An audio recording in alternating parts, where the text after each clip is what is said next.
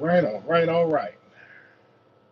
What's up, everybody? This your man right here, the one and only, that beautiful Rhode Island Red Rooster, one of the original road warlords, and as always, bringing you the knowledge and dropping the science in this industry of what we call trucking. Um, doing this particular video to give everybody a complete update as to what's going on and how I'm going to be doing things and stuff going forward. So as you guys come in, give me a sound check and let me know everything is good, and we'll go ahead and break into tonight today's science, or tonight's science, or this evening's science. So if this is your first time and stuff, if this is your first time on the channel, again, I welcome you. Subscribe, hit the notification bell where you can get notifications when I upload videos.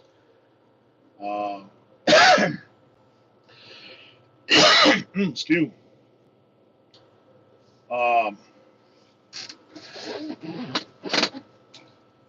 And let's see. So, couple things, and stuff I need to go and address is that I am not with Super Ego. I'm not with Super Ego. I did, like I said, I went to Chicago to look at some contracts for some people to get some understanding about the lease. Preacher, what's going on with you? To give, just give guys understand what's going on with the lease and stuff. And so, I don't know. People been reaching out and stuff, and they've been asking, how it is at Super Ego and stuff. I don't know. All right, Mr. Williams, what's going on with you? Mr. Riley.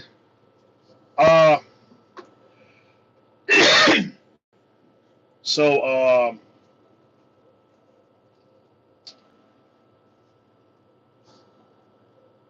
let's see. When we left off and stuff, you guys know that I was in a different truck then. I was in a different truck. I was in a Peterbilt. Now I'm in a international international Ajax. And wow, this freaking battery's dead. I thought I could. This thing's not charging, is it?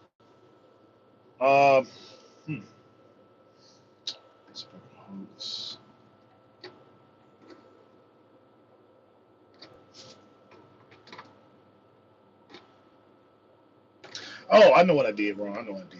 Let me go get the right charger, and we'll go ahead and break into what happened.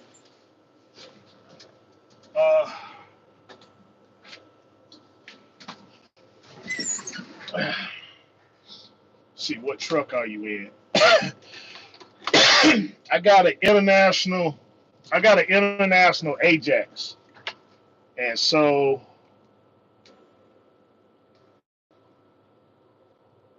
let me see something right quick. Oh, okay, all right. So right now I'm in an international Ajax and stuff. I'm still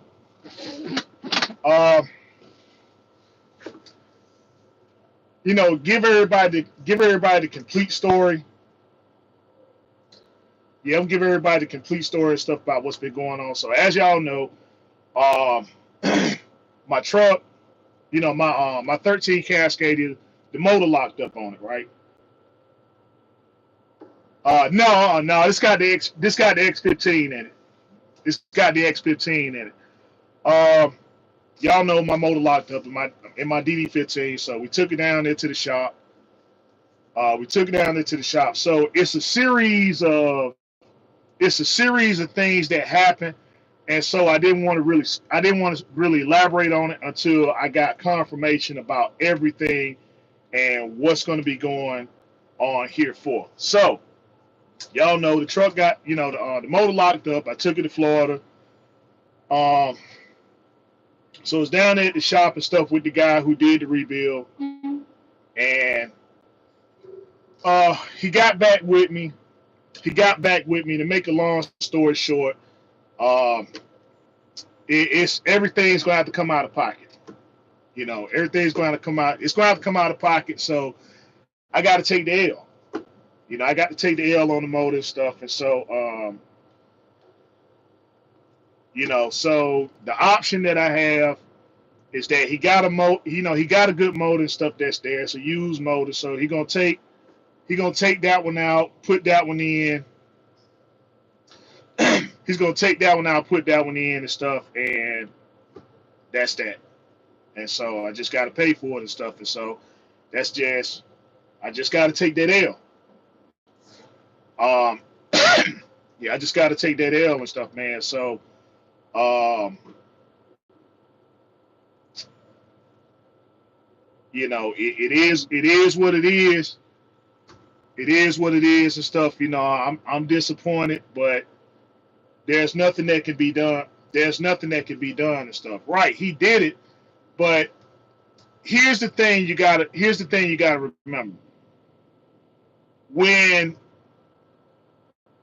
you're going for a rebuild, right?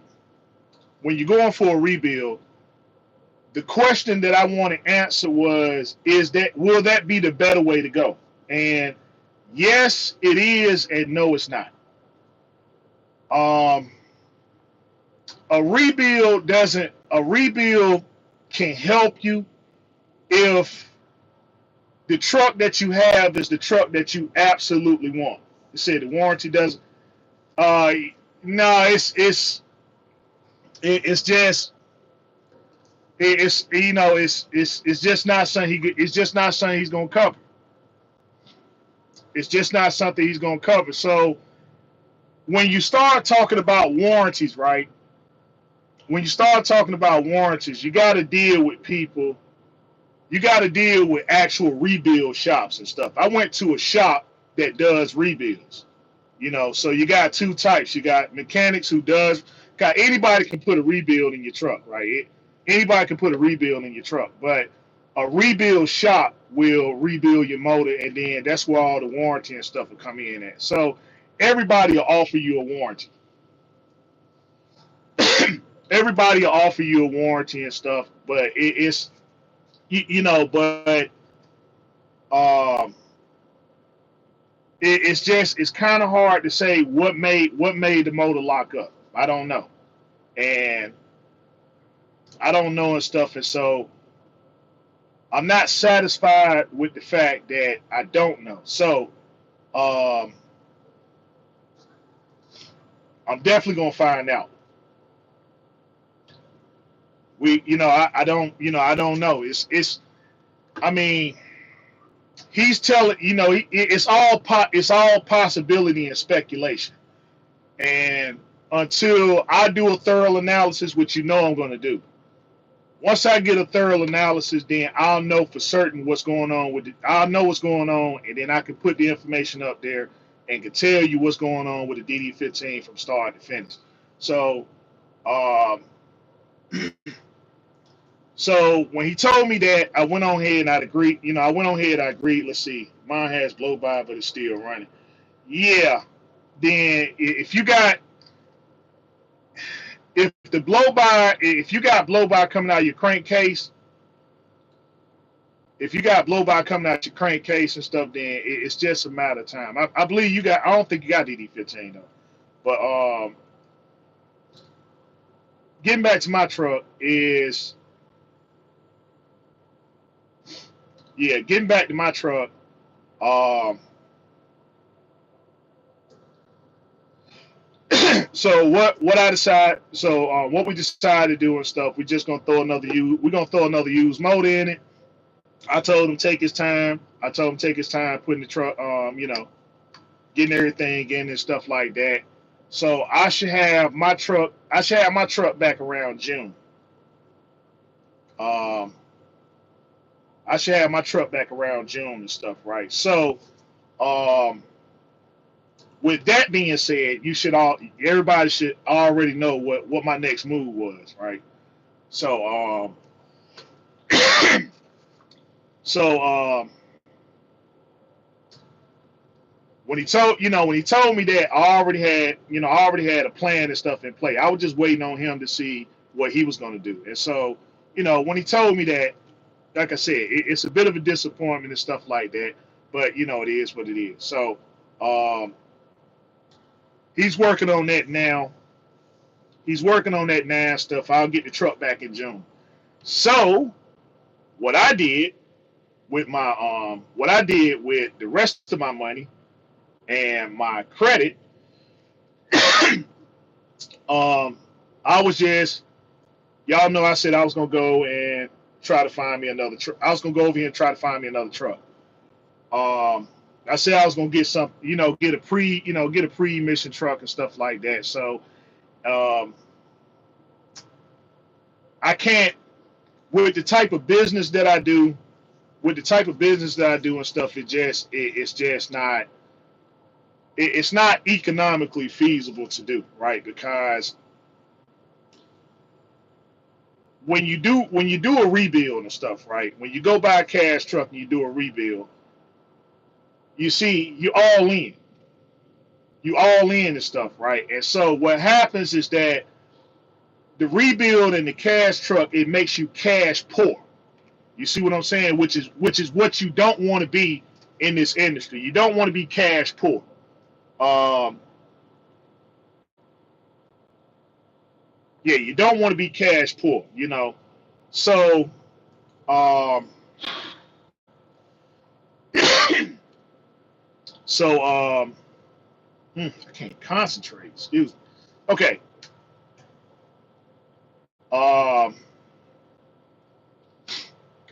so the rebuild at the time, and stuff, it was economically feasible because I said if I get the rebuild and the rebuild fails, then I still have a backup, right? And so when you do stuff like that, when you buy a cash truck, when you get a rebuild, you got to make sure that the business that you have is consistent enough to where whatever money you spend, you could put it back. You can put the money back just as fast as you spend it. You know, or if you decide to do the rebuild, right, then it's got to be a truck that you absolutely want. It's like, hey, look, I don't care if the motor blows up 50 million times and stuff. This is my truck. I'm not gonna sell it. And that way, whatever money you spend on it is whatever money you spend on this stuff is justifiable for you because it's something that you absolutely want, right? But if you're trying to do it, to for business purposes and stuff, then there are more better economical ways of doing stuff. And so um, what I said I'm going to show and prove is that if that's the option that you wish to go to and stuff, right, then what better person to talk to than the one that's actually going through it? I'm in a lease program. Right now, right? And I think that this lease program I'm in is probably the highest. It's probably the highest program that there is in the industry. And I still find a way to be profitable. I still find a way to be profitable and stuff in this lease. But the thing is that this lease is not my only option. It's just something that I'm doing until I got confirmation about what was going on with my truck. And so now that I know what's going on with my truck and how what everything's going to cost, I'm just not going to. He can throw another motor in the truck, and I could pay for it. I get the truck back, but now I'm back to square one because this motor doesn't have a rebuild in it. It's a good used motor, but I got a 2013 Cascadia. So most Cascadias up to around, if you got a Cascadia up to around 19, if you up to a 2000, up to about 2019, they got high mileage on this stuff. So you're looking anywhere from a million. You're looking anywhere over a million to about the lowest. The lowest I could say is probably about 700,000, 800,000, right? about 700,000 to 800,000. So the motor's got high miles on it. So if I put this motor in this truck, I'm right back where I started before I got the rebuild. You know, because now I have apps. I don't have a clue about this motor except it's good. I don't know how many miles on it. I don't know how far I can go with it before this thing start acting up or whatever and stuff like that. So, like I said, I'm fixing it. So I'm fixing it and to get it out of there. And then we're going to discover together about what's going on with the DD15s, why the motor seizes and stuff like that. Because everybody that I'm talking to that does rebuilds on DD15s, you know, well, it's only two people that got videos out right now and stuff, right? That go into DD15s explicitly. One is Francisco Amaya. You know, Francisco Amaya, he's in Florida, you know, he's Wayland, California and stuff. And then it's another place called TAT Express. And so I reached out to TAT Express and I was trying to do something with them. And so I explained my situation, and what they was telling me is that they can't touch my truck because they don't work on my truck because of something that I did to the truck that, you know, we know, but we ain't gonna talk about it. So he doesn't work on trucks and stuff that have been modified, so to speak. So my conclusion with that is that then I don't think that a person can speak intelligently about doing rebuilds on DD15s if you don't touch the modified motors, which a lot of DD15s that come in there with high mileage are going to be modified. So, you know, I mean, it is what, you know, hey, it's your shop, your regulation rule. Do what you want to do. It's just what upsets me is when people sit out here and go with false narratives, right? When you go with false narratives and you don't speak intelligently about the thing that you so-called got knowledge about, that's the problem that I have, you know. So why even make a video? Why make a video and waste people's time and stuff about information that you know that you can't speak factually about? So, you know, anyway, it is what it is, right? So, I'm going to get down to the bottom of it. I went on here, told my man and stuff, yeah, go on ahead, swap the motor out and stuff like that. I'll go pick the truck up in June, finish up what I got to do with the truck, and then, you know, we're just going to go into this thing together. A lot of places I've been calling have been telling me the same thing. You know, it's like, hey man, listen, you know, a lot of reputable rebuild shops I've been calling, and everyone's been saying the same thing. Like, hey, yeah, we don't do DD15 rebuilds. We just absolutely don't do them. And so then there's some people saying like, well, we got to go to class. You know, we got to take the classes and stuff. And once we get the classes and the understanding about it, then we'll start it. But, you know, right now, we're just not doing it. Any reputable, you know, you call around to any reputable rebuild shop, and that's what they're saying. They just don't do rebuilds on DD15s. So the thing I had to remember that I kind of forgot about it because of where I was last year and the things that I was going through last year. Is that even though the DD15 it's been out for a while, it's a new platform of motor that people are starting to do rebuilds and stuff on. So it's not like the 14.0, it's not like the 14.0 or the 12.7 or, you know, the 11.1. You know, it's not the it's not the ISX or the you got rebuild. Okay, you can get rebuild kits and stuff like that, but there's specifics that you have to understand about rebuilds and stuff, because if you don't tackle those problems, then, you know, you keep running to the same issue. It's just like the ISX. A a lot of rebuilders didn't like doing the ISX because they were saying that the head gasket would the head gasket would wear out prematurely. You know, when those motors started getting up to 1,000,000 miles, um, people would go get in frames on this stuff or get rebuilds on them. And about 2 3 weeks later, they got the head gasket would fail, and stuff like that. Truck back in the shop, and people couldn't understand, like, dang, what's going on with these ISXs? And so what they found out over time is that they found out that the heads were different than say a 12.7, 12.7 or 14.0. It was, but anyway, they found out what the problem was. They fixed it, and so now you take your you go take your truck to the shop. If you got ISX, then yeah, they don't have a problem and stuff because they know what the issue is and stuff like that, to a point to where it's not even a problem anymore.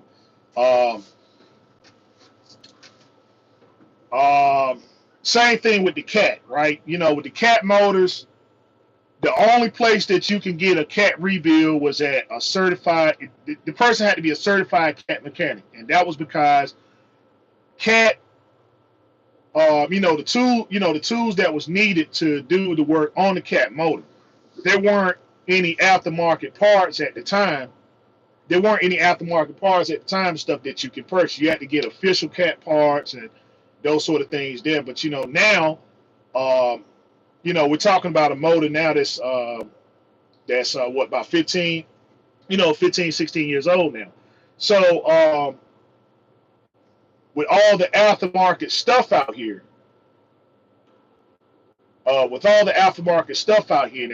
and everything, anybody can, you can take it. Anybody can do your cat motor. So so that's where we are. Is that the DD15 is a relatively new platform as far as rebuilds go, and so people haven't worked out all the bugs and stuff. And so what we're dealing with right now with the DD15 platform, the DD13, DD15 platforms, is that people get the motors, they get them rebuilt, the motor seizes up. Nobody really knows why. No one can really explain why the motor is seizing. And so they say, well, oil starvation.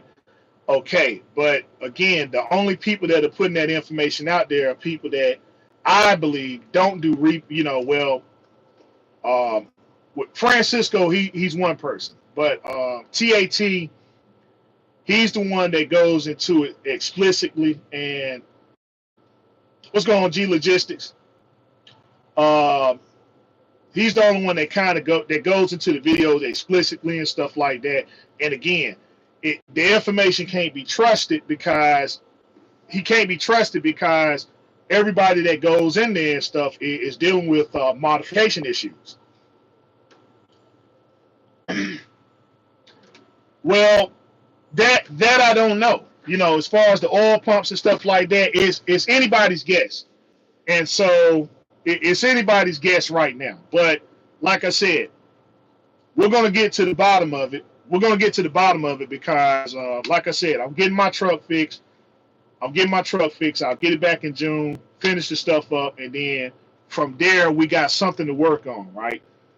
So where do I stand right now? So as you guys know, I was in the truck, I was in that Peterbilt and stuff, and I went on ahead, it's a lease. They got a lease program over here. Zero money down. I sat there, signed the contract, went out there, started working. I wasn't really too concerned about being profitable.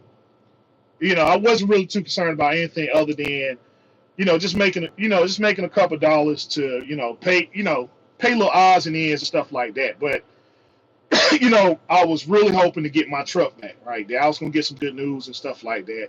I was gonna get my truck back, and it just didn't happen. So while I was in this lease, I said, well, look, let me put the groundwork in, right, and see, can you really be profitable in this thing? And so starting out, it was tough.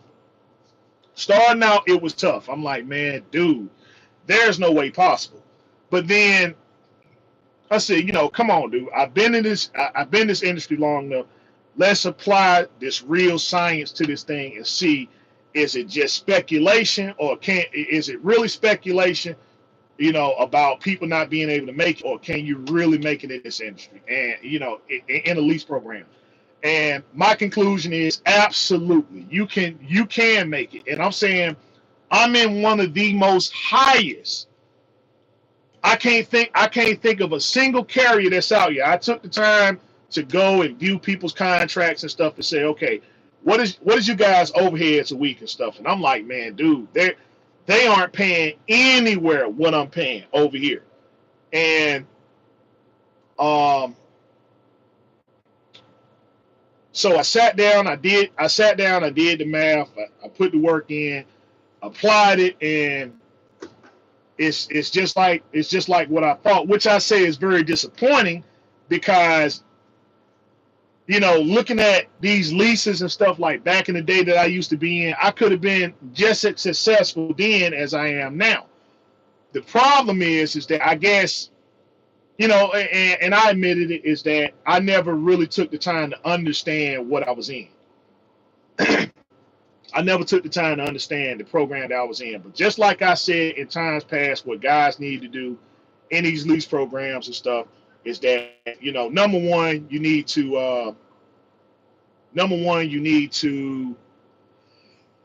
you got to have a plan. You got to have a plan and stuff, number one.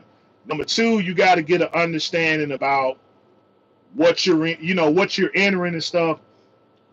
Because when you know what your overhead is, so in other words, if you know how to read, write, and do math, then the only thing that's left now is just to understand how business operates and stuff wherever you are. And so wherever you are in any lease program, I feel that you can be successful. It's just when you're not understanding business, you're not taking business seriously. People are looking around and they're saying, okay, well, yeah, I mean, because their whole operation is based upon what you're doing. They can see everything you're doing. They know your settlements, they know how you run, so on and so forth. They know the questions that's asked, everything. So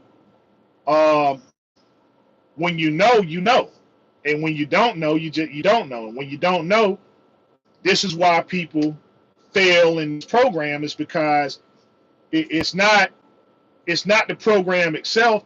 It's just the fact that you don't know how the program works, and you're not trying to familiarize yourself with it. And so that's why I say, why I do the videos that I do and stuff. And I say, well, look, hey, if you really want to understand this, right, I'll take the time to show you, and we can set something up together so that you can be successful and put your plan into motion. So I was saying, with this program here, if I was coming in with zero money, if I had $0 and my credit, and I didn't have any credit, it would take me to make sure that everything was on the up and up. It would take me about a year.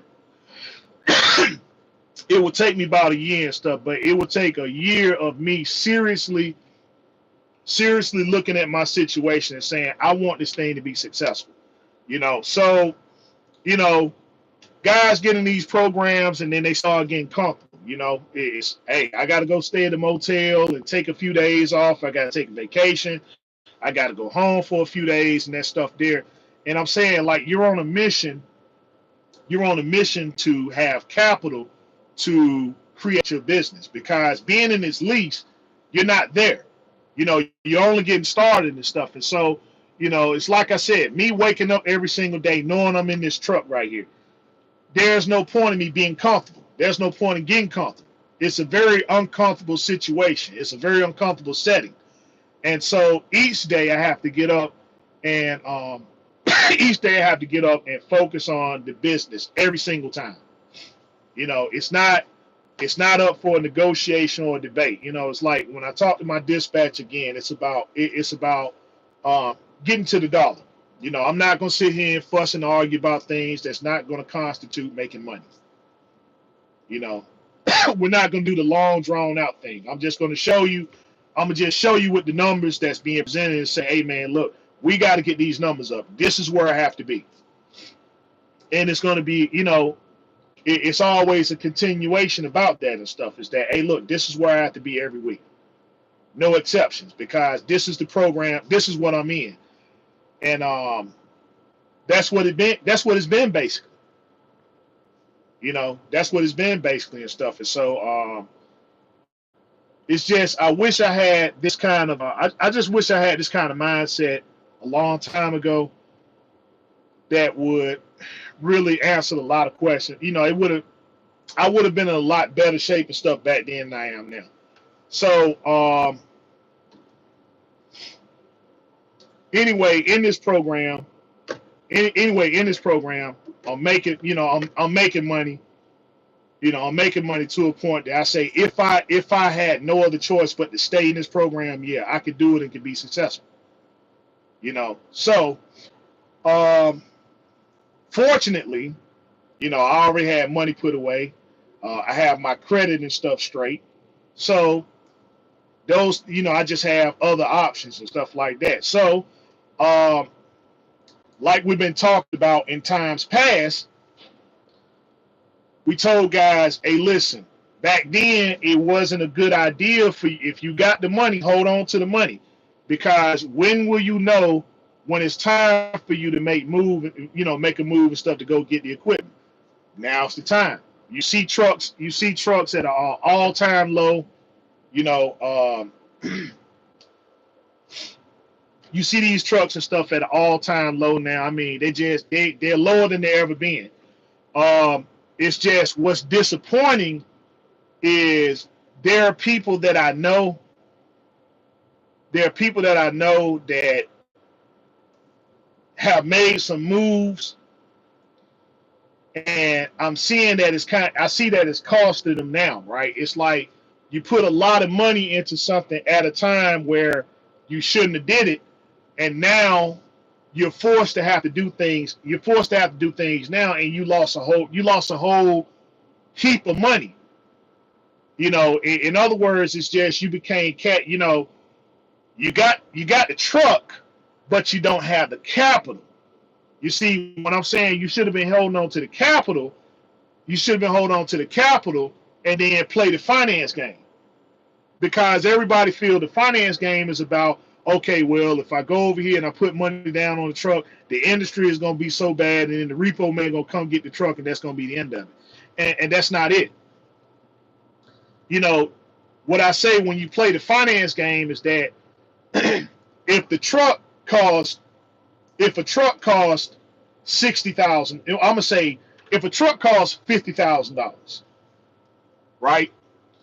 You get in the lease program and you say, okay, I'm gonna dedicate myself this year to running and making sure that I have enough capital put away to where I can go into my business. So I'm going to put away $1,000 a week. I'm gonna put away $1,000 a week. So you put away $1,000 a week for 52 weeks. That's $52,000. That's $52,000. So what do you do now? Remember, you went and got your credit and stuff straight, right? You got $52,000. So you see your truck. A person will say, well, let me just go buy the truck straight out, and then I'll own the truck. Let me just go buy the truck straight out, and I'll just own the truck, and I ain't got to worry about the finance people. Okay? If that's not how you do business, it's a way to do business, but it's not how you capitalize on business. What you do is you make sure that you're not cash poor. So you go to the finance people. You got $52,000 of capital. You could buy the truck straight out. They're selling the truck for $50,000. You can just go ahead, drop the money on them and stuff, and that's that. Or you could play the finance game with them and say, okay, my credit is decent enough and stuff. So the finance company will say, well, give me on this truck, give me 15% down, right? Give me 15% down, and we're gonna do X amount of payments for, say, 3.5 years. We're gonna do 3.5 years, and your interest is probably gonna be Your interest rate and stuff is probably like 11, 12%. Okay, you got 11, 12% on a 3.5 year. Uh, uh, so you got payments for 3.5 years. You put up 15%. That means you still got money. You still got money set to the side, right? Now you can pay the truck off. You can pay the truck off because you got the money, or you can play the slow game, right? You gave them 15%. Okay, you gave them 15% of $50,000. So you still left with a little over $30,000. So you still left with $30,000. You don't have to worry about the interest until when the interest is tacked on and stuff. But you got 3.5 years to pay the truck. So you're getting the truck to go to work. You're getting the truck to go to work and make money. So you still put yourself up. Now remember, in the lease program, it was a lot more difficult, right? But you're already accustomed to putting $1,000 away. You already accustomed to putting $1,000 away, right? So you got the truck, you got the capital to take care of the equipment on best and worst case scenario, right? You still put that same $1,000 away. Let's just say for a whole year, you never had to touch the escrow, not one time. So now you got another $52,000.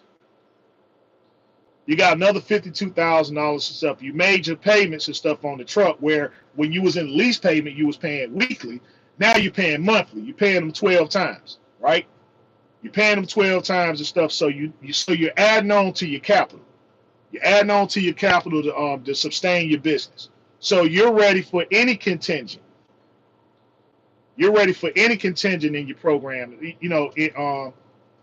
You're ready for any contingent. Like I said, you never had a problem stuff with your truck for the first year. You put $1,000 away, so you got 52 plus 30,000, right? Plus whatever you want to add on and stuff with what you're making with your money for the first year. So all right, the first year you did the lease. Second year you went and got your truck, right? You can pay the truck off at any time, but you're just paying them once a month. You're going out here and you're working. So you can either pay them through the work, or you can just pay them with your escrow. But anyway you're doing it, you're still slow walking it, right? So if you got a bad week, you got your escrow set to the side and stuff to take care of, like I said, any contingent. So when you play the cash game, right? When you play the cash game, you have to make sure, if you're going to spend the money, that you got to make that money back just as fast as you spend it. Your consistency has to be on point, right? Otherwise, all you got is a bunch of trucks. And so now you take the truck and you go get the truck, and then you go get the rebuild in it, right? So you go get the rebuild, and then something happens to the truck, and then you take it to the shop. Now you got the fuss with, okay, the guy says you got a warranty, but it's not like, oh, you're going to take the truck in there and, okay, yeah, your motor blowed up and stuff like that. We're going to go ahead and throw you another motor in it, and you're good to go. That way. They put warranties up there, but they're always going to challenge the warranty and see, what is it that went wrong? Was it the part? Was it the labor? Or was it you? And so you got those things sitting right there. So, hey, when you got the rebuild for the purpose of it not breaking down, of the motor not seizing up, or the motor not blowing up, or whatever. But for whatever reason, things happen. And so when they happen, you got to have a contingent program and stuff in play. These things happen. They happen. Case in point. The reason why I'm not in that Peterbilt, the reason why I'm not in this Peterbilt is this truck. Okay, this truck, right? Well, the place that I'm leased on with is 100% maintenance. That means it's 100% maintenance. That means that anything that happens to the truck, they fix it. That's in the payments. This truck, I just put 160,000 miles on this motor. 160,000 miles on it. I went to go get an oil change. I went to go get an oil change at their shop. They sat there, went through the truck and stuff like that, checked everything out, changed the oil. They changed, they did a PM service on it and stuff like that. I was good to go. Took the truck. I took the truck out, and so, one of the traditions I do, once I get an oil change, I make sure, I run the truck, make sure all the pressure and stuff is up, ain't got no leaks or whatever. Everything was good, right? Sat there for 30 minutes. I took the truck 15 miles. I took the truck 15 miles and the motor blew up. Boom, motor just goes out.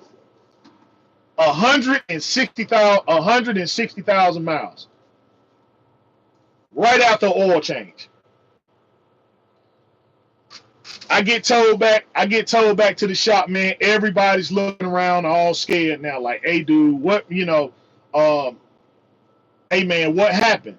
They asking me what happened and stuff. I'm like, hey, I don't know, but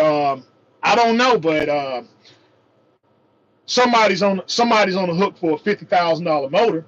I know that because that's going to be a very hard thing to explain. That's going to be a very hard thing to explain the stuff that, the truck, we took the truck to Peterbilt and stuff like that. But again, they now have to look at the equipment, and somebody's got to explain what happened. Motor blows up. That's why I'm in this truck here. Motor blowed up. Can't explain. We're all baffled. Like, dude, we just serviced the truck. We just serviced it. We just serviced. He did a PM on the stuff. He changed the oil. The oil pressure where it was supposed to be at. No check engine light, no nothing. It's just the truck was running fire in 1 second. Next minute, boom, motor blows up. No leaks, no nothing. No truck overheating or whatever and stuff. I'm like, dude, this is twice. This is twice and stuff. So I'm saying these things happen, right? These things happen whether you got an older truck like mine or you got a newer truck like the one I was driving.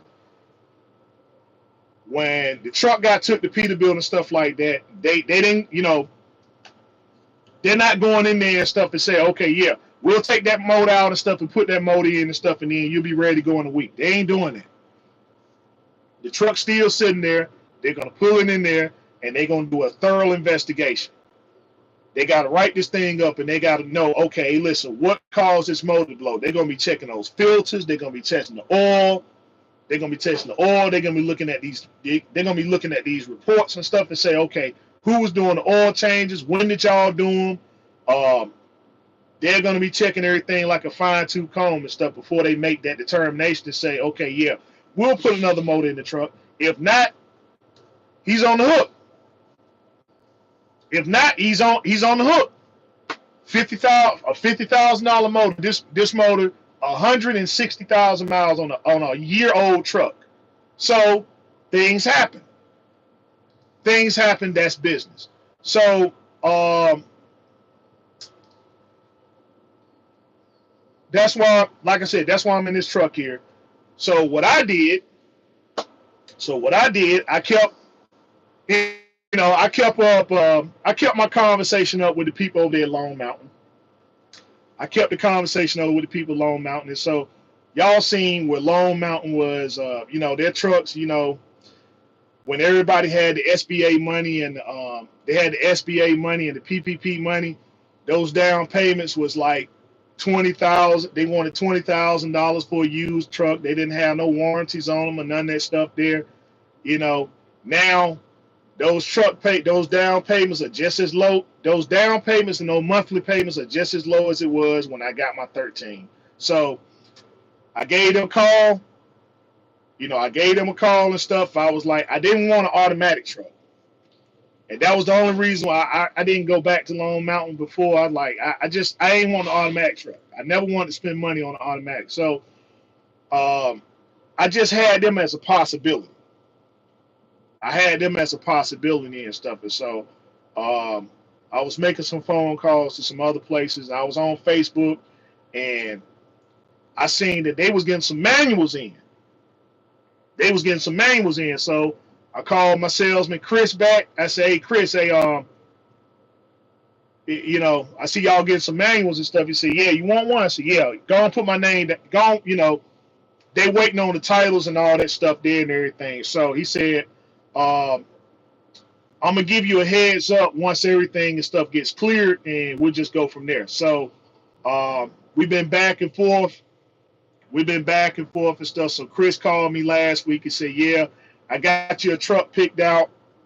I got your truck picked out and stuff, man. It's ready for pickup and everything. The only reason why I ain't dropped the money on them Friday was because it was Good Friday. So tomorrow, I'm gonna go ahead and drop that down payment on them, fly out to Fort Worth, get that truck, sign the paperwork on it, and there it is. So, um,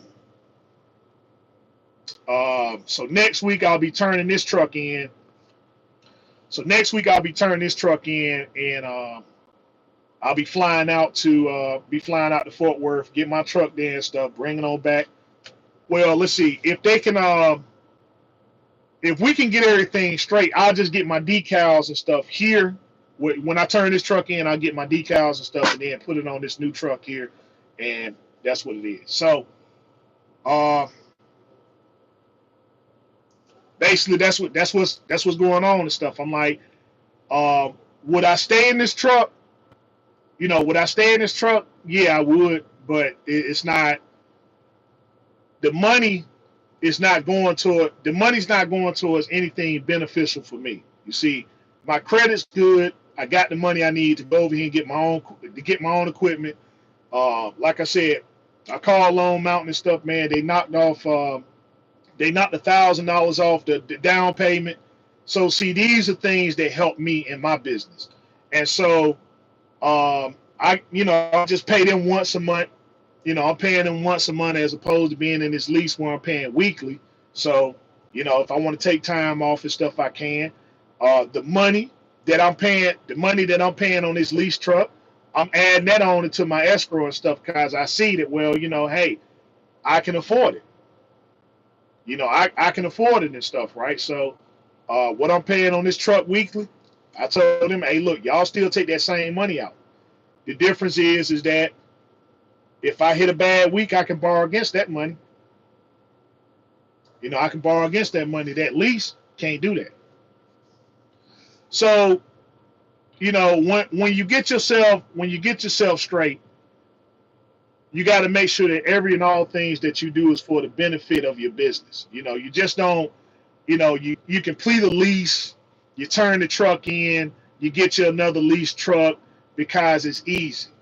And you know, like I said, there's no excuse. Like the guys over there at Prime, you know, if you at Prime or whatever, okay, you complete a lease over there with Prime. You should all in a year's time, you should have the money that you need to go there across the street and get your own truck. You should go. You should be able to go right over to Pedigree or whoever it is, you know, whatever dealership. They got all the dealerships right there in Springfield. Just go over there. You should already have your financial institution ready to back you. Okay, huh? Get them the money, make your payments once a month and stuff. Stay over there with Prime.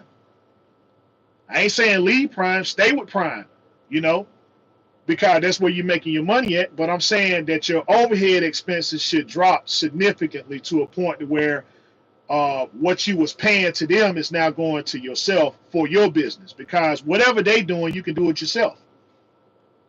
You know, you can do it yourself. It's just, you know, you got to pay an escrow program. You got to pay for base plate, $22.90, fuel taxes. You can do these things and stuff for yourself. You can do these things for yourself and stuff. And, you know, it costs, you know, the cost and stuff, man, is much less significant than you let them do it. You know, some things that they can do, okay, but then there's a lot of things that you can do for yourself. And so that's what it is with the lease program. If you're going in and you don't have money, okay. If your credit stuff is messed up, okay, I understand. Go in the program, do what you got to do to get your capital. Get your capital, get your credit stuff straight. don't go in these programs getting comfortable. You know, they go in these programs, and then the next thing you know, they got a whole bunch of stuff in the truck and everything. You know, they just, got microwaves, big TVs, and play, all the game systems and all the other stuff there. That's fine, but that comes later. You do that in your truck. You see, you're making yourself, you get yourself comfortable. I understand getting the truck washed and stuff like that, but then you're going to the chrome shop and you're getting the wheels polished and now you're throwing all these chicken lights and stuff on the truck that you're leasing. What I'm saying is that you can be doing that with your equipment. You can be doing that with your equipment, but just people go over there and they start getting comfortable. I got my favorite football team. I got my favorite football team or basketball team all placard on my truck and all that stuff there. And like I said, that's great and wonderful. But do that for your equipment. Don't do that for theirs. Because there's zero benefit to you if you go through a lease program and you're sitting over here paying these guys $72,000 a year. You pay these guys $72,000, $58,000. See, you're paying them, but they're not reporting it to nobody. This is just money that you're paying. So it's not working. It's not working for anybody. So when a financial institution see that you're paying that type of money and you're consistent with it, they don't have a problem loaning you the money because you already got a plan set in play. Okay, this is what I do right here. So you don't have to worry about getting your money. You don't have to worry about me having to scramble to get your money because this is what I do and I'm doing it consistent. I'm doing it consistently. That's all they want to see. So I mean, they're in business to make, money. So they're going to tack on interest and stuff to it. The thing is that the interest game, the finance game that you play is that, all right, I'll pay the 13%, the 15%, if it gets to keep my money for 4 years. So in 4 years, you're saying that you can't formulate a strategy on how to pay that interest.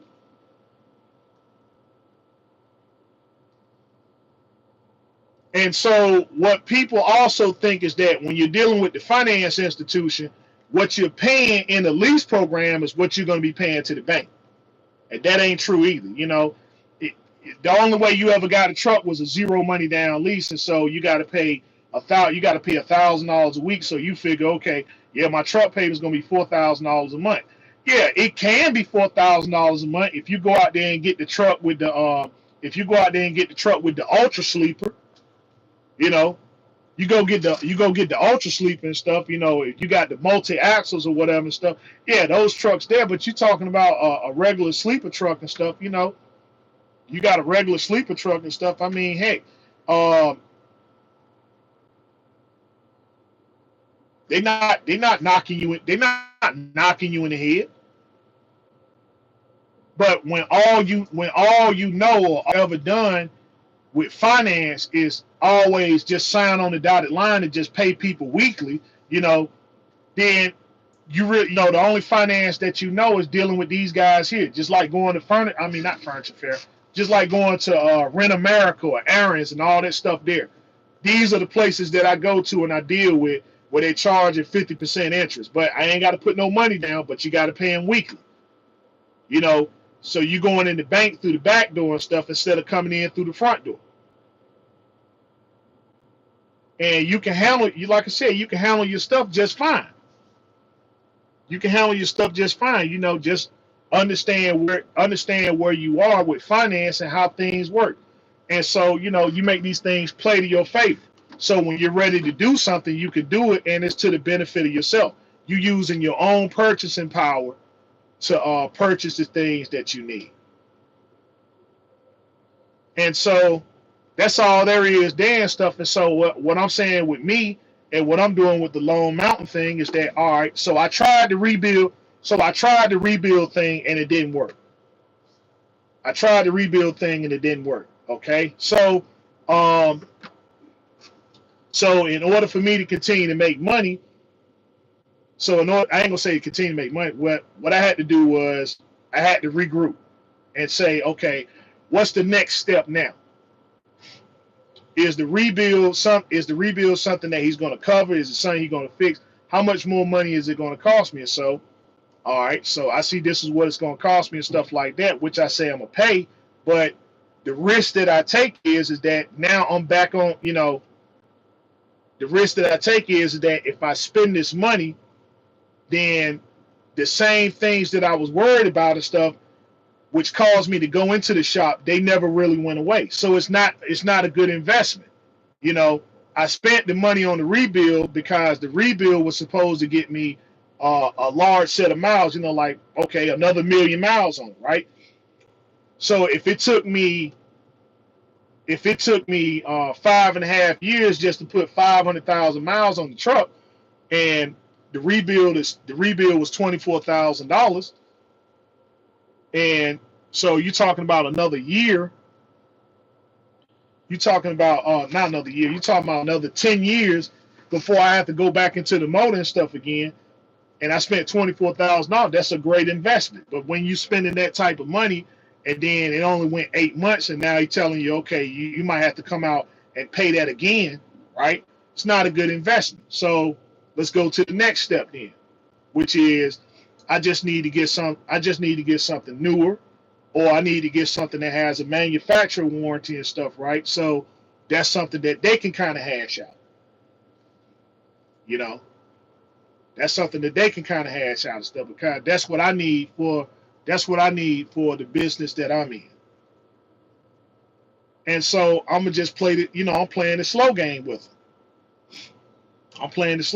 them. Because I'm not about, like I said, I'm not about to kick out another $22,000. I'm not going to do that when I know that in order for me to get a better truck, and stuff, or for me to just stay in the game, and to keep my overhead costs down, all I got to do is put down $4,000.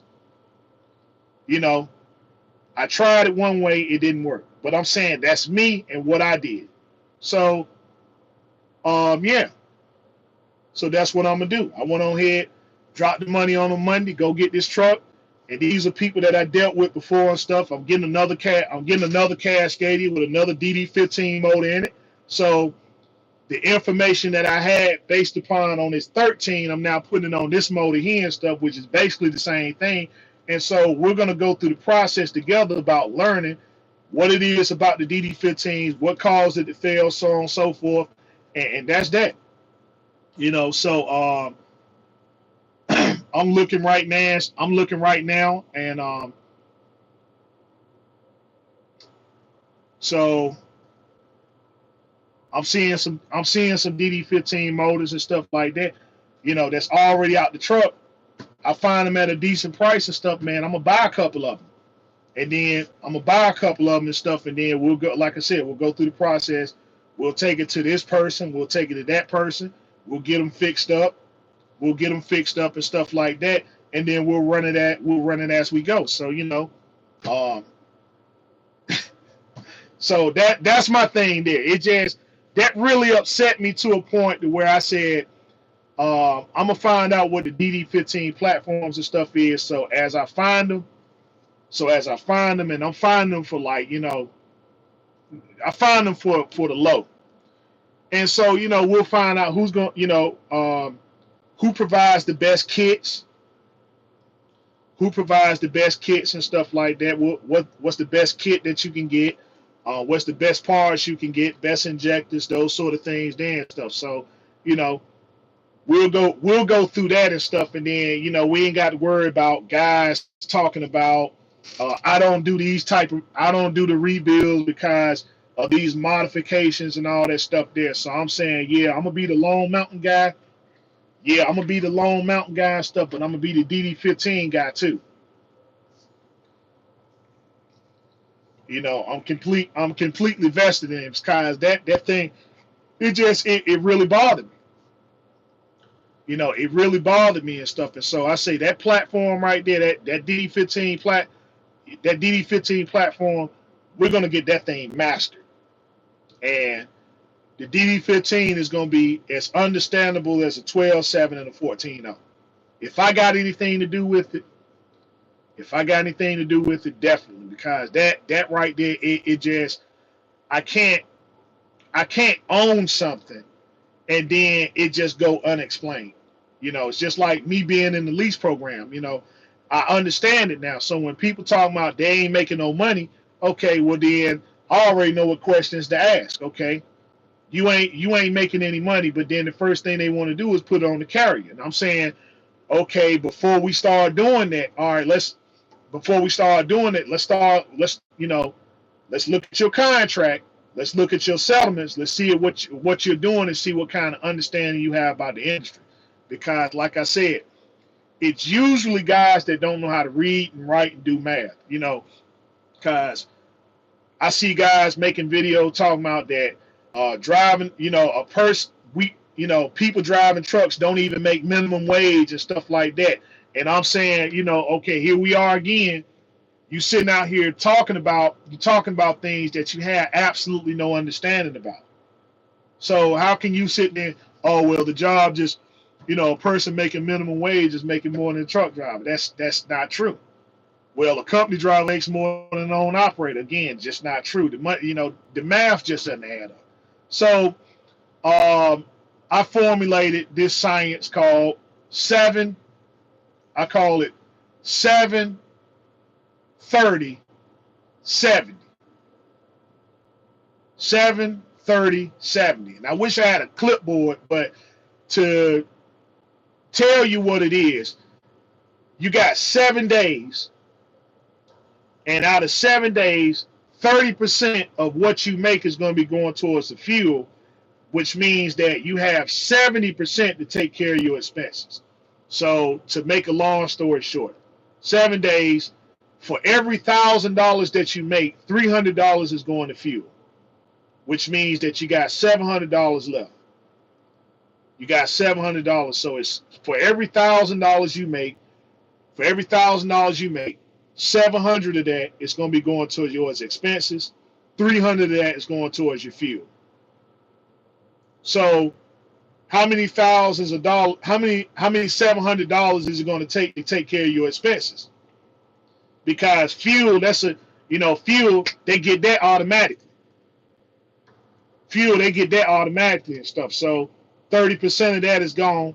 Then you just got your overhead expenses. Once you know where your overhead and stuff is at, that's when you know where you're profitable or not. That's the fastest way that I can figure out anybody's contract and stuff. And I'm like, I may be off by a couple of dollars. And I ain't saying hundreds of dollars. I'm talking about, maybe about $40, $50. Maybe about $40 or $50 and stuff, right? Because there are some expenses that happens periodically and stuff. I just don't know what days they come out. But if I knew what days those actual expenses came out, then yeah, I can get it all the way down to the nearest dollar. That's anybody's contract. That's anybody's contract and stuff, man. You can bring it up, and I can tell you where you making the mistakes at and stuff, why you're not making money, and I just don't put it on the carrier. It's just what I'm hearing with guys and stuff. I'm like, number one is the home time, because when you got these type of expenses that are coming out weekly, right, and you're in a position to try to create capital, you got to be like anybody that's on the grind, or this is what you tell me, that you're on the grind. So if you're on the grind, why are other things more important than your grind? You're grinding so you can take care of these things and stuff, or do these things more abundantly. If you're talking about taking care of your family, okay, then that requires a sacrifice. That means you got to get out there and get it. So why go home and stay home a whole week if you ain't got what you need? So the money that's supposed to be going into your business is now going into other things and stuff, man, that's not business related. And you say that, well, eventually you'll just make a compromise and say, well, I guess my business is really not that important as long as I can take care of myself in this lease truck. I can pay my bills and stuff, right? I can pay my bills in the lease truck. So I can afford to start taking time off and everything. And then, now you got 3 and 5 years in, and you really ain't got nothing. You ain't got nothing. You ain't got nothing established. All this time that went by and stuff, and you ain't got nothing established, and you really haven't pushed yourself to a point to where, you know, you really haven't pushed yourself to the point to where you can get these things consistently or whatever. But you look at other people and saying, daggone, why does he have the Peterbilt? Why does he have the W9? And why does he have, the spread outs and all this stuff? How is he able to go out here and make these purchases and stuff like that? And I'm not, me and them in the same thing. Well, you keep doing the zero money down stuff. You keep doing the zero money down stuff. You're comfortable. You're comfortable getting this truck right here. You got a Freightliner, Cascadia, but then you got a Freightliner Cascadia, but then what you're paying for this Cascadia and this lease, you can get three. You could probably get two Peterbilt 389s, top of the model class trucks.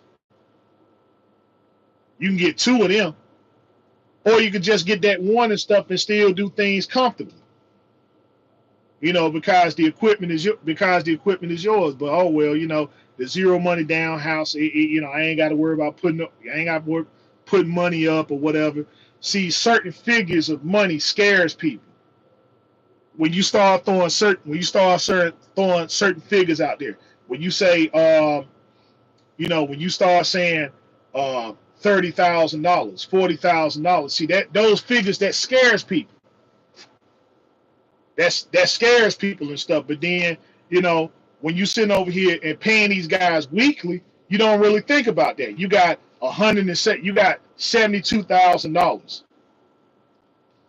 You got $72,000 in a year, but you ain't seen it. They see it, but you ain't seen it. It just flies right on past you. Like I seen this video, Secret Agent My stuff at the FMCSA. He put a video up. Of this guy. He said he was in a lease program, and he cleared. He said out of 300,000, I want to say 375,000. He only cleared $66,000, right? He only cleared $66,000. So I was saying, I'm like, at first, I was like, whoa. At first, but then I said, whoa, wait a minute. Now he's driving a 379 Peterbilt chromed out. Now that truck is his. The one he's doing the interview in, that's his truck. That's his truck and his trailer.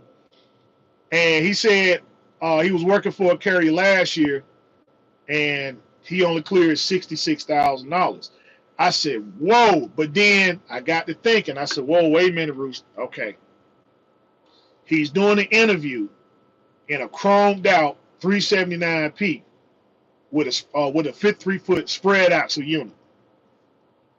And he only cleared, out of 375,000, he only cleared, he said he only cleared 66,000, right? I said, that guy did good.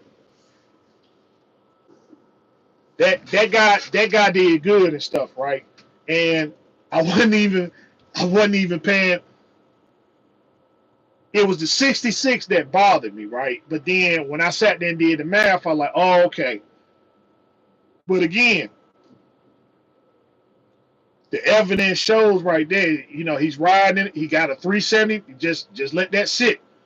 He has a 379 Peterbilt chromed out. I think he got his reefer unit. I don't know if it's spread axle or stainless steel, or it's probably brand new.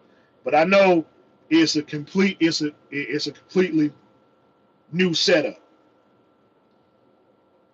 And he said he'd been in the industry for a very long time. Like I think about a little over 20 years or something, probably longer than that. But for people who understand the business, I'm like, okay, yeah, I totally understand. But for those who don't, You're looking at the 66,000 and you're saying, oh man, that's all he did. That's all he cleared after $300,000. That's all he did. Man, shoot, I can do that being a company driver. And so that's why the nonsense come up and stuff and start talking about um, company drivers make more than own operators.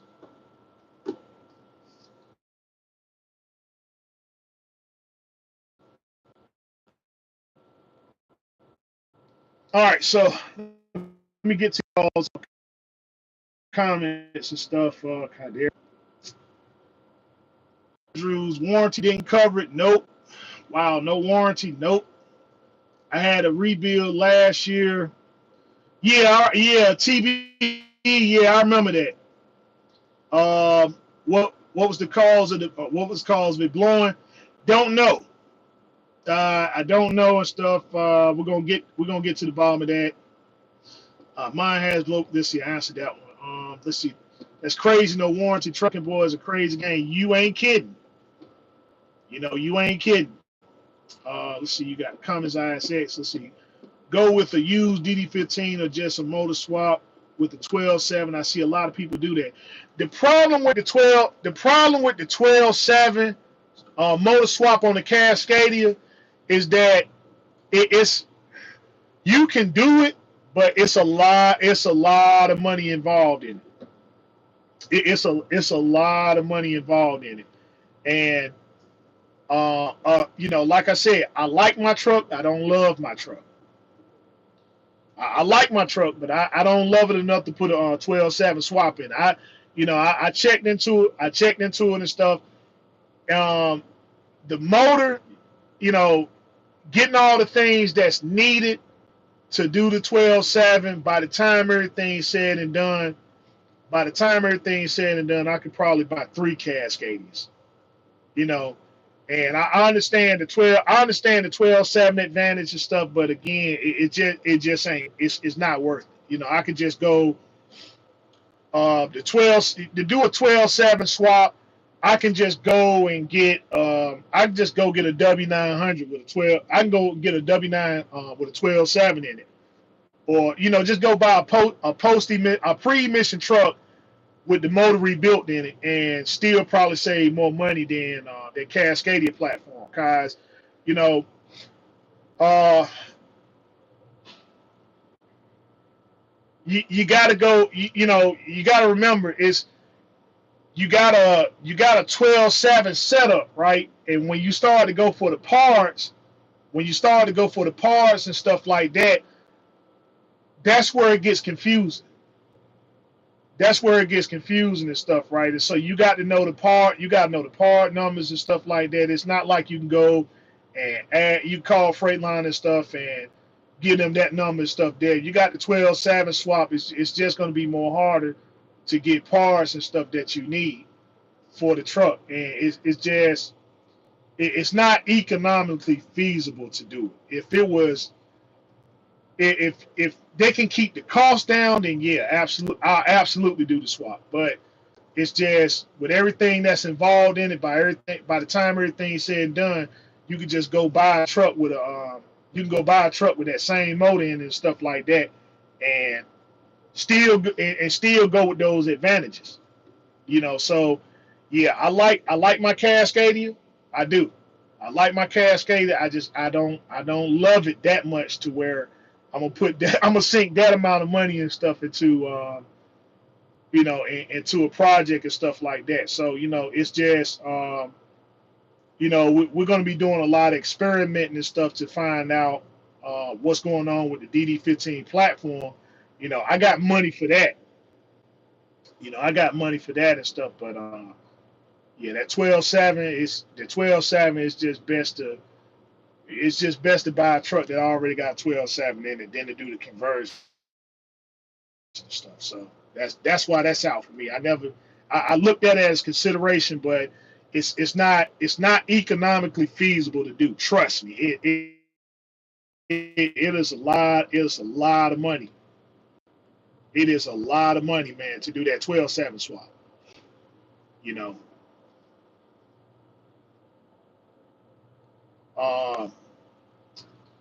let's see, the W900. Okay, Mr. Wynn. All right, let me. Something else I wanted to speak about why I didn't get a W900. Last year when I was considering doing the rebuild, right? I put my credit app in with Kenworth of Raleigh, and I got approved. You know, in fact, if y'all can remember, back in 2021, I did a video I think it was right after I got my Cascadia paid off, and then I was telling y'all that my credit, you know, back in 2021, all my credit and my finances and stuff was straight, right? And you know, you know, when I was doing the video, I broke, you know, I was almost breaking down in tears and stuff, right? I was almost breaking down in tears and stuff because how everything just came, just everything was just working the way it was supposed to. My truck was paid off. I had plenty of money in the escrow. I was just debt free, and then I was just getting approvals just everywhere. Like, you know, I was dealing with Ohio truck sales, but then I was dealing with I put my credit app in and stuff with Kenworth then and stuff, and I got approved. And it's like I said, everything was just coming together. So everything was coming together so much that I just became emotionally overwhelmed. But then the problem is that there was something that was going on with me physically. There was something that was going on with me physically. I can't really, I don't want to go into the depths of it and stuff. Yeah, I don't really want to go into the depths of it and stuff because if I say it, then they'll get the wrong impression, right? And I'm still kind of dealing with that now with people who know. Yeah, with people who know what my condition is and stuff, is that, you know, it's a lot of explaining I have to do, and so I'm like, I'm not really ready for that yet. But at the time, that condition was going to keep me from not driving trucks and stuff again. So that was the other side of that thing that I was dealing with. I'm like, just imagine being able to have everything that you ever wanted, right? You know, your stuff is straight, and then you got this condition that might possibly take you out. And so it was something I was dealing with that for over 5 years. You know, I was dealing with that for over 5 years. Now, it wasn't sugar levels. No, you know, if it's high blood pressure stuff, you know, I could just say that you can fix sugar level. You know, diabetes and stuff. You can deal with that. That's easy. But there was something else that was going on that was way more severe, and that was the other side of that I was dealing with. And I was like, man. And so I was waking up every day, and I'm like, I want to go get this truck, but I can't go get it because I don't want to get it. And then I can't.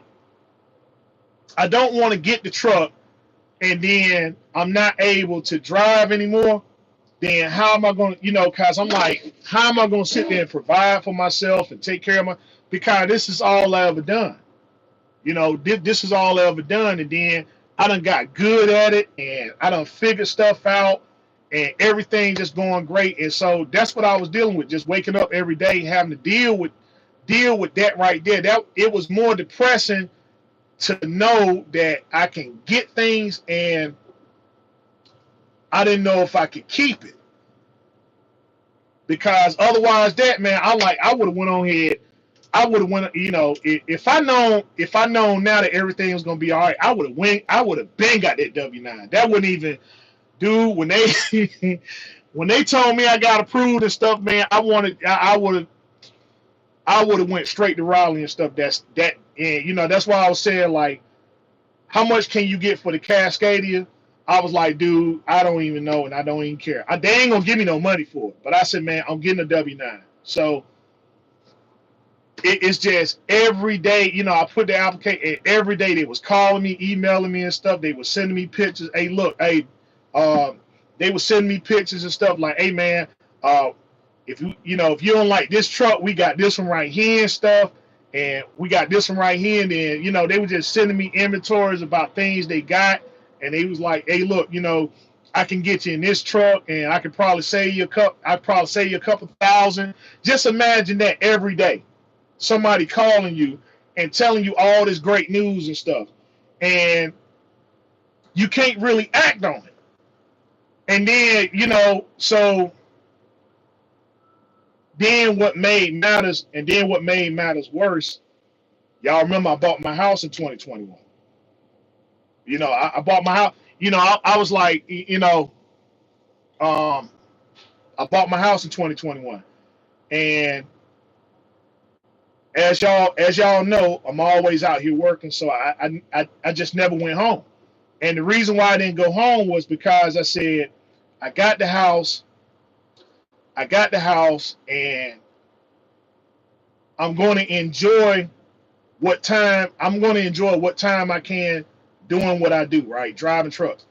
I'm going to enjoy it for as much as I can, because when it's over, right?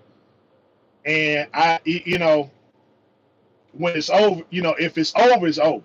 But I can say that I dedicated myself into the thing that I love to do. And I was just dealing with that. And so, like I said, I got the house. But I said, what's the point of being in the house? I need time to stay out here on this road and stuff. And so that's what I did. And so as the time was starting to wear down, and my renewal and stuff was coming up, I had a choice to make. I said, man, look, and I said, well, let me get the rebuild, right? Let me get the rebuild on the truck, because if I get the rebuild on the truck and I can't drive anymore, if I get the rebuild and I can't drive anymore and stuff, then I can at least sell the truck, right, for a decent price. I ain't got to sit there and worry about somebody beating me up, on the price and haggling me and say, hey, look, I got the truck, it got a rebuild on and stuff like that, and could at least make my money back and stuff on that, as I try to figure out what I was going to do with my life, being that I couldn't drive trucks no more, right? If that's what it got down to. Now, what I didn't know was that in 2020, I found this out last year, that what I'm saying, to make a long story short, always stay on top of your stuff and never think that the game is over. Don't let yeah, it's a possibility it might happen, but I'm saying stay on top of your information when you're dealing with yourself, because what I didn't know was that in 2022, the thing that I was worried about and stuff, I didn't have to worry about it no more. It all passed. It all passed back in 2022. But because I was in this state of depression, right, looking at the time that was going to be nigh to me, I didn't check to see, and I was actually okay. I was all right. I was good the whole time, but I'm sitting there being all depressed. So I look back at that and I say, well, daggone, if I would have known this, I could have went on here and just got what I really wanted, right? And I could have got what I really wanted and just, just kept on kicking it, you know. But I just didn't, I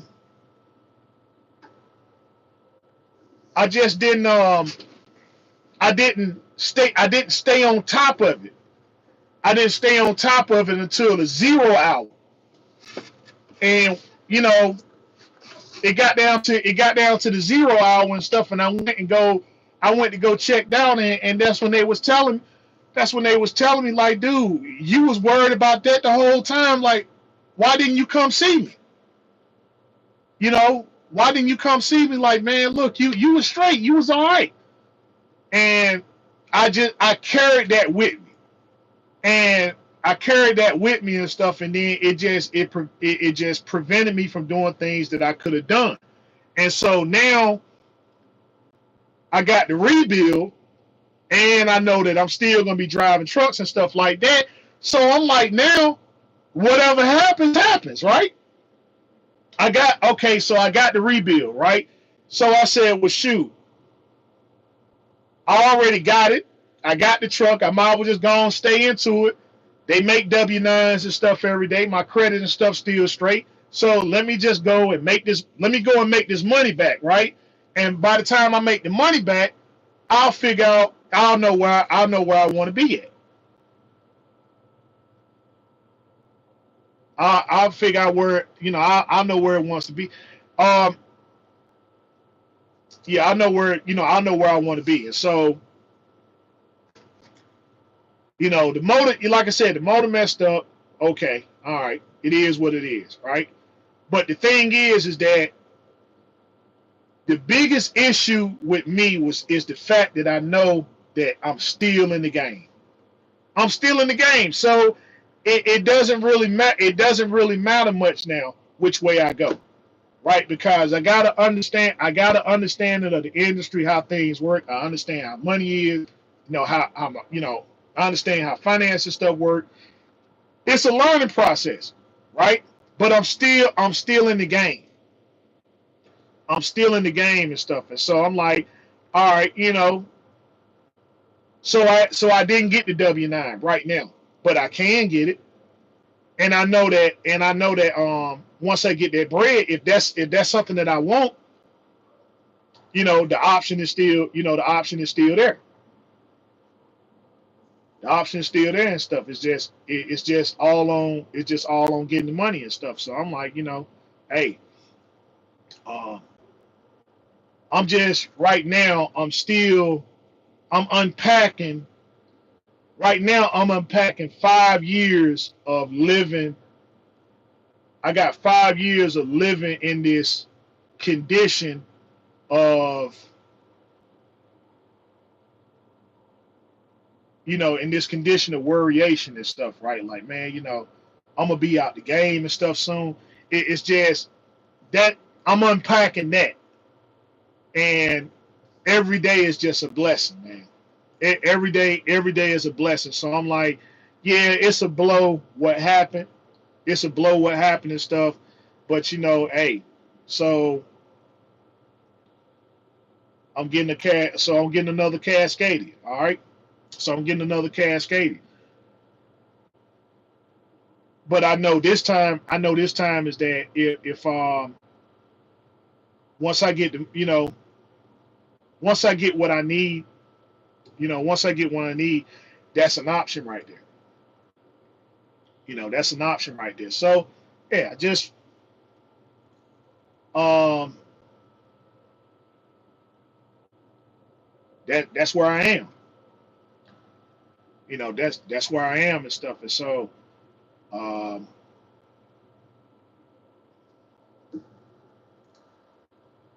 it is what it is. But it's just, the same thing still applies. It's like, well, hey, these things that you want, you can get it. And I know that I got the means to take care of it and stuff, right? I just gotta take care of myself, make sure I stay on top of the stuff and know where I stand. And that way I don't have to make any kind of rash decision, cause it's just, dude, I mean, if I just would have stayed on that 20, if I would have stayed on it and known what I known in 2022, rebuilding would have never been an option for me. It never would have been one.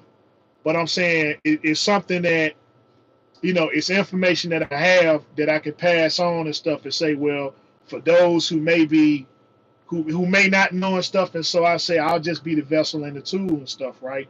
So that those who are curious and stuff, they ain't got to worry about talking to people who are making videos and stuff like that, but then they don't have a clue as to what's going on. Like, hey, what's going on with me? I'm telling you, hey, yeah, I got a DD15, my motor locked up.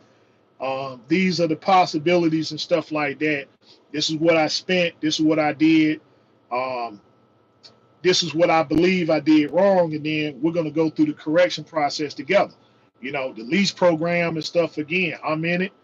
I'm in this lease program here and stuff. You know, zero money down.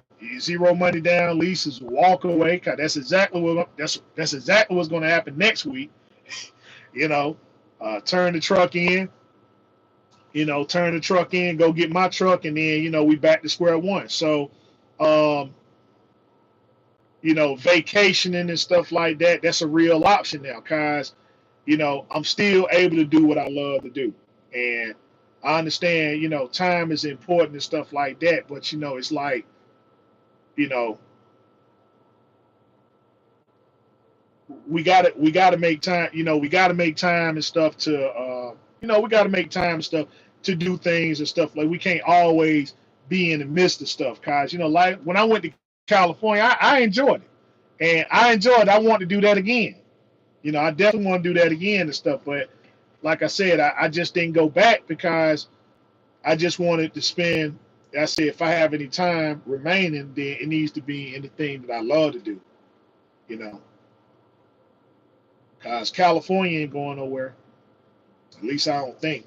I mean, unless they get the earthquake of earthquakes, but it ain't going nowhere and stuff. And so, it is what it is. But uh, that's why I made that decision that I made and stuff. But it's just, dude, when you get to that, when you get to that level in your life where your finances and stuff is straight and people are called, the people are calling you and telling you, hey man, you approved, and it ain't none of that, you know, you talk to people and they just approve, whatever you want, you can go down there and you approve. When I went down to Nissan, and stuff. I wanted I was asking about the that Nissan Z400, and stuff. Just messing around down there and stuff.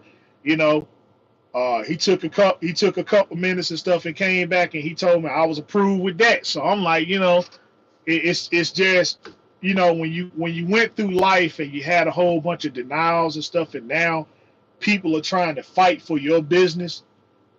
It's a great feeling.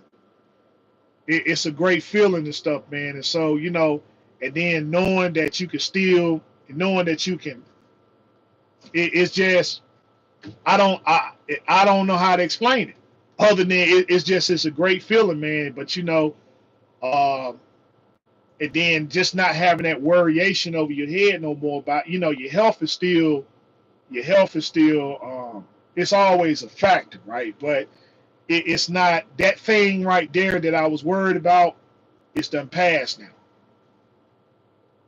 and so you just got to make sure that nothing else goes on with your health, and you know keeping yourself up and stuff like that.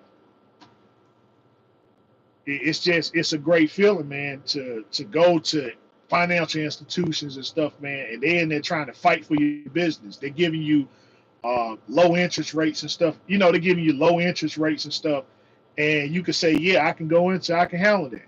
I can take care of that. It ain't gonna set me back. It's a great feeling. So, you know, this right here, it was fun. It was fun. I liked it. Um, if I had to stay in it, would I be successful? Yes, I would. I would have everything I need in a year, but it's just I already got what I need. So it was a means to make sure that I didn't have to take away from stuff I already have, right? And so, that's it. They get their equipment back, no harm, no foul. I got an understanding about a couple trucks and stuff, and saying, well, if it's something that I want to consider in the future, well, I drove a Pete and I drove this International, and they good trucks, but they just not something that I would prefer buying. That's just me. But that's where I am, and that's where I am, and that's where I'm going. So yeah, I'm gonna be the Lone Mountain. I'm gonna be the Lone Mountain man and stuff again. Um, so I dropped the money on them Monday, and I'll probably go get the truck the week after, and that's in Fort Worth and stuff. So I just fly out to Fort Worth, get that truck, and bring it on back and stuff, man, and bring it on back, and we'll just work that truck there. I'll go get my I'll go get my other truck in I'll go get my other truck in June and bring that back and stuff, and so we'll just compare between the two and stuff, man, and figure out figure out what's really going down with the DD15. So that's where I am and stuff. Guys asking me, am I okay? Am I okay? Yeah, I'm all right. I'm not with super ego. That's the other thing. Like, look, I can't tell you what the hiring process is because I'm not there. I just read the contract to help people get an understanding about the contract. That was it. And just been reading a lot of other lease contracts and stuff, and then I'm in the contract myself. So uh, let's see what you got. What truck you getting at Lone Mountain? Another Cascadia. I'm getting the 2020 Cascadia. So I'm getting the 2020 Cascadia. So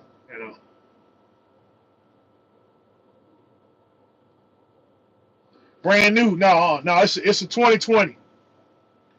Now it's a 2020. It got 400. It got 460,000 miles on it.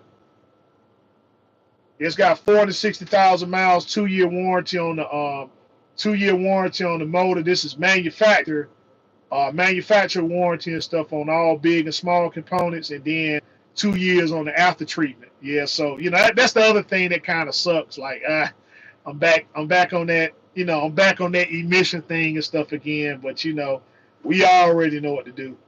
Them new styles have a lot of electrical problems. Yeah, we gonna go through this together and stuff, and see what kind of electrical problems and stuff they have, and post it up so that if anybody else gets a truck and stuff in the future, then we'll know how to handle it. So, but yeah, that's the only thing that kind. But like I said, it got a warrant, it got the warranty and stuff, the manufacturer warranty for 2 years and see. But that warranty makes it worth it. Yeah, it do. I mean, cause okay, the warranty is gonna buy me 2 years, right? The warranty is gonna buy me 2 years and stuff. And like I said, the warranty it's not a guaranteed thing. It's not a guaranteed thing and stuff. But if they honor it, okay. If they don't honor it, that's all right too. Because if push come to shove and stuff like that, and that orange light of death starts showing up, then we're gonna take it over there to the doctor, and we're gonna take care of that. Cause remember how everybody was saying, oh well, man, if you sit there and if you sit there and modify it, then this is what's gonna happen to your truck and happening, and you see. Once I got mine done, I never had another issue with my emissions. All this stuff that people said was supposed to happen, it didn't happen. And so, we still looking around for like, oh well, if you run over here, they're gonna do this to you and they're gonna do that to you, and yet I'm going up there all week long and stuff, and you never seen a video of me, you never seen me making a video saying, oh, they got me, dog. They got me. they got me. Oh, they impound my equipment. It's gone. They got me. you know, you never seen that. I ain't saying that it can't happen. I ain't saying that it can't happen. I'm just saying, no, it's a manual. That was the selling point right there. It was a manual, cause most trucks now, most fleet model trucks now are automatic. So, And I said I didn't want to get an automatic. I didn't want to get an automatic, but I don't want to stay. I don't want to stay in this lease program either. So um, the truck that I was going to get from him, I was going to do a manual. I was going to do a manual conversion on it. I was going to do a manual conversion on it and stuff. And so then they had these trucks coming in and stuff, and I seen manual. Let's shoot. I said call Chris back and stuff, and Chris said yeah. All right, when they come in, a couple of days before they get in, I'll let you know. And so he stuck to his word. He called me Friday. He called me Friday, and like I said, the only reason why he put the money down Friday was because it was good. It's Good Friday, and I couldn't send him the money. But like I said, I told Chris first thing Monday. First thing Monday when you get in, that's what we doing. Go ahead, lock that money on in and stuff, and take this truck on back and stuff. I appreciate it. I appreciate it. Let me, use the truck and get out here. But, uh, you know, but if I get my own, that's what I'm gonna do. So this right here, it can be a blessing for somebody else and stuff, man. That's probably trying to get into it and stuff like that. So, uh, so yeah. Like I said, I feel like this lease program right here is probably the highest lease program. This is the lease program of lease programs and stuff as far as like money that you got, overhead and stuff you got to pay, and and I do okay.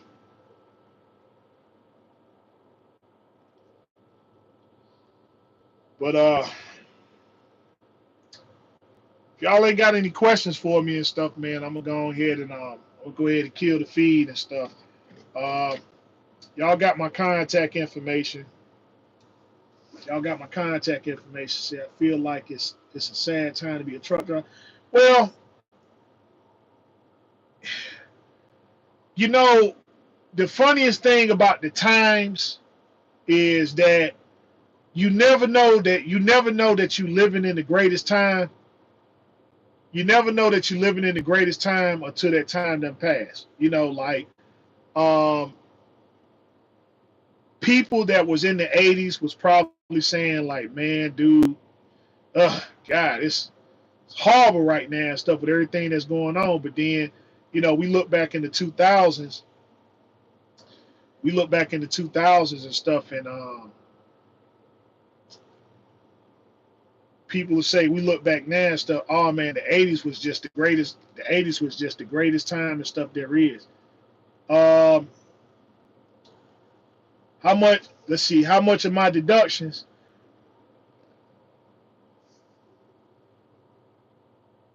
26 a week. 26 a week. And look, it doesn't.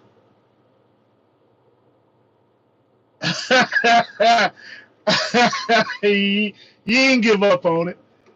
Hey, listen, it's 26 a week, and there's nobody program out there higher than that. You can go out there, you can look high and low and stuff. There's nobody lease program out there higher than that. Nobody's.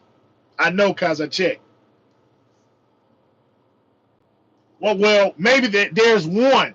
There's one, but the chances of that happening is just um, let's see. Them company lease programs are designed to enslave you. No, they're not. They're made to make money, and your thing is to capitalize upon that. You have an opportunity. You have an opportunity to go in there and get your bread and make your money. Business is hard. Business is tough. Business is cruel. That's why. It's survival of the fittest and stuff, and only the strong survive, man. So uh, if it was easy, everybody be doing it. If it's but that's just anything in business and stuff, man. You know, yeah, it's tough, it's regulated, but you know, you can get in here and get what you need. You can definitely get in here and get what you need and stuff if you're dedicated to the cause. But it's just, you know, are you willing? Are you willing to put up? Are you willing to put up and stuff, man? What it requires, you know. Are you willing to put up what it requires and stuff, man? But if you can put it up and stuff, then man, yeah, you'll get it.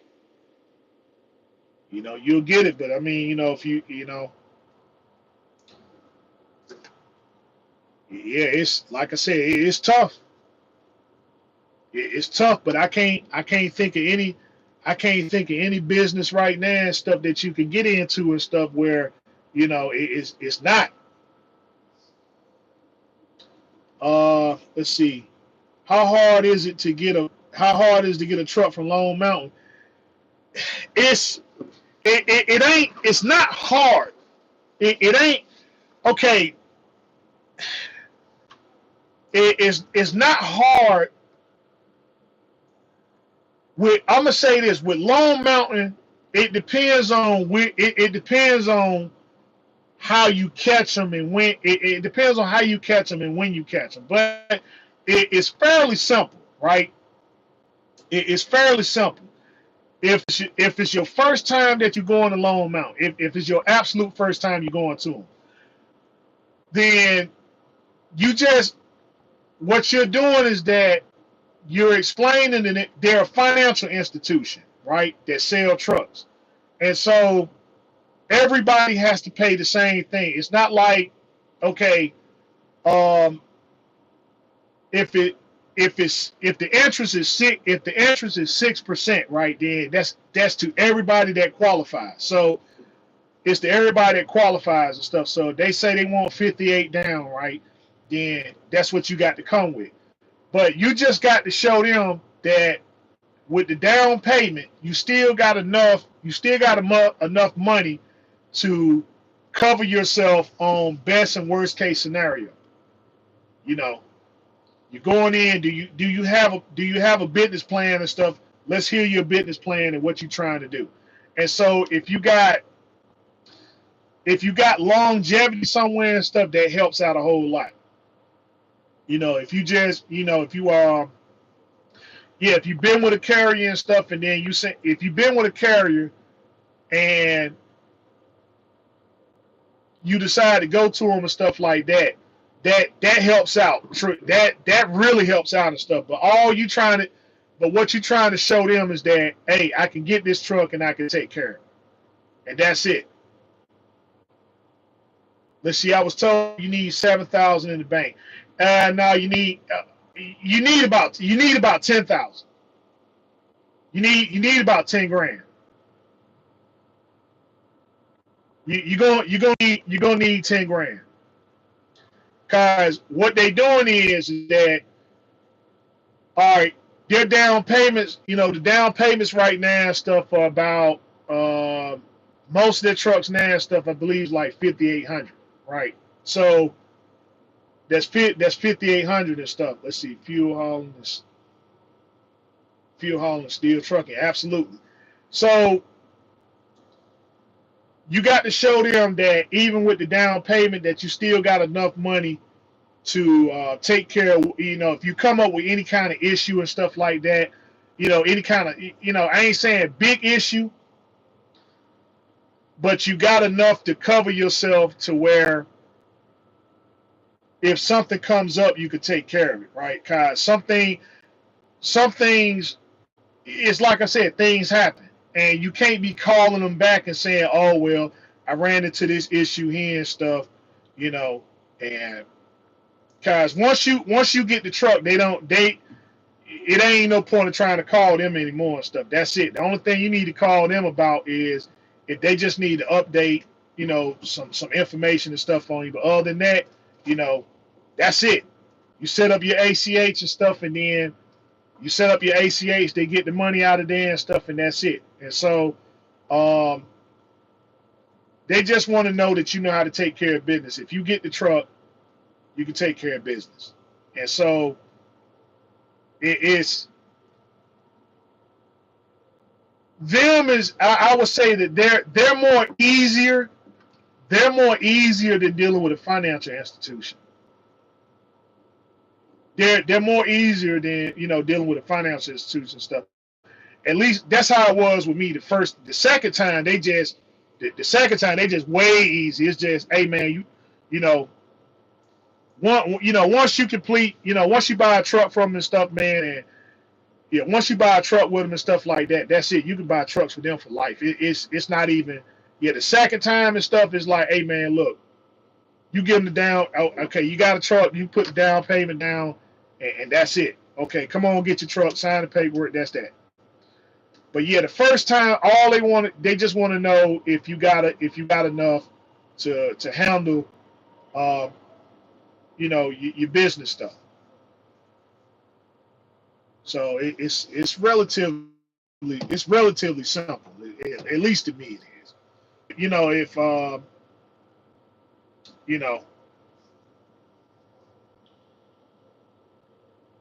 let's see what you got. Oh, TBE 26 a week. Yep, absolutely. I was told you need 10 grand to secure homelessly, but just with more, yeah, just with more money. Yeah, I mean, let's see. I had my truck at my company for 4 years. So, yeah, if you think, yeah, if you're thinking about, all right, you've been with them for 4 years and stuff, so you got the longevity. So, if you decide to go over there to the truck, I mean, if you decide to go Long Mountain and say, okay, I'm gonna bring my truck back over to this carrier, this one I'm gonna work at and stuff. Okay, so you don't ease that right there. So the only thing you gotta do now is uh, just have the money, and stuff for the down payment, and to show them that you can take care of your equipment. So they asked 58. They asked 58 and stuff, so you put down 58. If you got 10, that means you still got 4. And you just tell them, man, hey, look, all right, this the escrow, you know, this is the escrow and stuff. I'm gonna be putting away this amount of money and stuff, or this amount of money and stuff a week, and that's it. And so, yeah, they easy to work with. They real easy to work with and stuff, man. So, uh, but yeah, that's it, man. So, like I said, that's what I'm paying. That's what I'm paying a week and stuff over here. But the thing is it's all maintenance included, right? It's all maintenance included. So uh, right now the truck is new. The truck is new, so you ain't gonna have a lot of breakdowns. But as this thing start getting around 200,000 and 300,000, that's when you're gonna start having those. You're gonna start having those issues where the truck gotta go to the shop. So the only thing you gotta do is just take it to the shop. Only thing you gotta do is just take it to the shop and stuff, and then they'll fix whatever they gotta fix on and stuff like that. If you can get it back up there where they are, which they prefer, if you can catch it and can get it up there and stuff, man, you're probably in and out of there. But I mean, things happen and stuff, but it's just all on. It's just all on how willing you are to to stay on top of stuff. Like, really, like I said, lease program, you get in it. If you ain't got your money in a year, if you ain't got what you need in a year and stuff, then it's something you definitely did something wrong on your part. You know, Even in this program here and stuff, it's like, hey, you can purchase this truck after 4. The truck will be yours in 4 years and stuff, but it's just it's more it's more economical ways and stuff, man, to take care of things. Cause okay, it's a full maintenance program, right? But it's a full maintenance program, but owning the truck, you got to have money for maintenance. So you can set up your own maintenance program. Put that money. You could pay these guys every single week, but then when you get your settlement, it's got to go towards all other. It got to go to all this other nonsense, and then your truck start falling apart. Now, You know, put your money, just like you pay these guys every week and stuff. If you can pay these people, then you can pay yourself. If you can discipline yourself with these guys or any lease program, then you can do that for yourself. And that's the thing there, is just people tend to forget that. Oh, well, you know, I get my truck and I got the low payments and all that stuff there, or, you know, I got all my money, I'm spending it all on nonsense and stuff. And then you sitting over here and stuff, man, with a $1 million house.